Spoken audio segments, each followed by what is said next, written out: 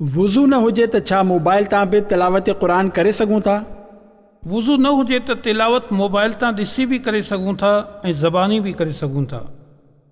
Mobile में क़ुरान पाक हुजे त छा मोबाइल वॉशरूम में खणी वञी सघूं था?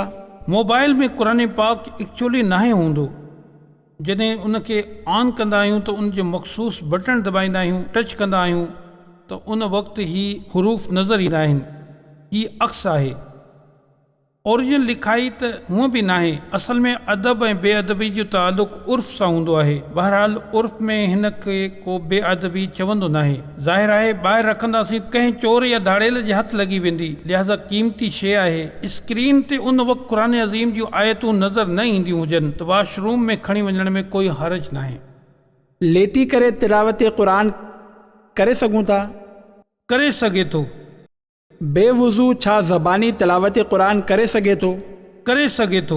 छा क़ुरान पाक ते का शइ रखी सघूं था? नथा रखी सघूं। एसि ताईं जो क़ुरान पाक कंहिं बॉक्स में आहे त उन जे मथां बि को कपिड़ो नथा रखी सघूं। कंहिंजे हथ मां जेकॾहिं क़ुरान पाक किरी पए त उन ते छा कफ़ारो आहे?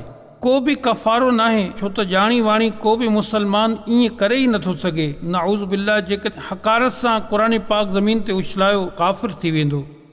यानी हिते ज़मीन ते जेकॾहिं क़ुरान करीम हथ मां निकिरी वियो त मुसलमान त घबराई वेंदो आहे। ऐं हाणे छा कफ़ारो आहे?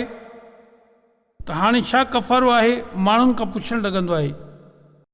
माण्हू क़ुरान पाक खणंदा बि आहिनि, चुमंदा बि आहिनि ऐं घबराइजी बि वेंदा आहिनि। जी हा, बिल्कुलु। ही ईमान जी मज़बूती जी अलामत आहे, ख़ौफ़ ख़ुदा जी प्यारी निशानी आहे जो अल्लाह जो कलाम, मुंहिंजे रब जो कलाम कीअं हेठि तशरीफ़ खणी आयो। छा ख़राब कपिड़नि में तिलावत करे सघूं था?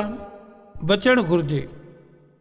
हिकु शख़्स खे केतिरो क़ुरान पाक यादि हुजणु ज़रूरी आहे? जेतिरो नमाज़ में पढ़णु फ़र्ज़ आहे ओतिरो यादि हुजणु फ़र्ज़। जेतिरो नमाज़ में पढ़णु वाजिबु आहे ओतिरो यादि हुजणु वाजिबु। तिलावत क़ुरान पाक जे लाइ घटि में घटि केतिरनि तलफ़ुज़नि जी अदायगी जो लिहाज़ ज़रूरी आहे, यानी हरफ़नि जी अदायगी? असल में हरफ़ खां ॿियो हरफ़ मुमताज़ थी वञे, नुमायां थी वञे, ही लिखियलु आहे। पर ही जो कारियुनि जेकी हरफ़ जूं सूरतूं बयानु कयूं आहिनि, हिन तरह कढण जी हर हिक खे कोशिश करणु घुरिजे। यानी एतिरो क़ुरान पाक दुरुस्त हुजे जंहिंजे बारे में आहे मा यजूज़ बिही सलात, यानी जंहिंसां नमाज़ दुरुस्त थी वञे। हर कंहिंजे लाइ ही लाज़िम आहे एतिरो सही हुजे। हाणे ही सीन ऐं शीन जो फ़र्क़ु नथा कनि, आइन ऐं अलिफ़ जो फ़र्क़ु नथा कनि, हा ऐं हा जो फ़र्क़ु नथा कनि। वॾे तादाद माण्हुनि जी इहा आहे जेकी फ़र्क़ु ई नथा कनि। आला हज़रत रहमतुल्लाहि ताला अलैहि फरमाइनि था, एतिरी तजवीद सिखण जो हर हरफ़ ॿिए हरफ़ खां सही मुमताज़ थिए फ़र्ज़ ऐन आहे। बग़ैर इन जे नमाज़ क़तअन बातिल आहे। को बुज़ुर्ग कुर्सी ते वेठो हुजे या को बि कुर्सी ते वेठो आहे त छा ज़मीन ते क़ुरान पाक जी तिलावत करे सघूं था? बेअदबी आहे। जेकॾहिं को वेझो ई कुर्सीअ ते वेठो आहे, को ज़मीन ते वेही तिलावत क़ुरान पाक करे रहियो आहे।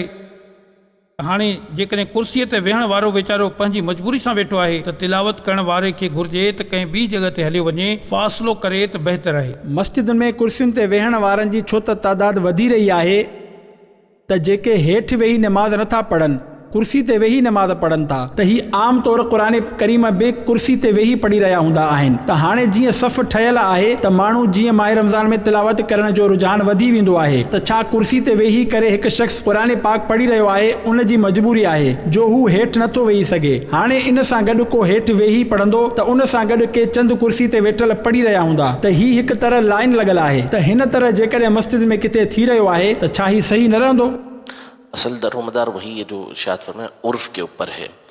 तो बिल्कुल साथ वो बैठा हुआ है उसके पाँव के पास, तो उसको देख के कोई भी ताज्जुब का करेगा कि क्या हो रहा है। तो अगर कुछ फासले पे वो बैठा होगा तो फिर इससे वो महसूस नहीं होगा कि बेअदबी हो रही है। तो ऐसे मकाम पे कुछ फासले पर वो बैठ कर पढ़े।